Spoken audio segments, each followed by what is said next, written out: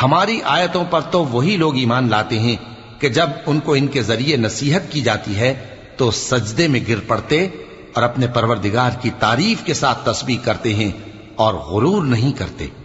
उनके पहलू बिछोनों से अलग रहते हैं, इस हाल में कि वो अपने परवरदिगार को खौफ और उम्मीद से पुकारते और जो कुछ हमने उनको दिया है उसमें से खर्च करते हैं। सो कोई शख्स नहीं जानता कि उनके लिए कैसी आंखों की ठंडक छुपाकर रखी गई है।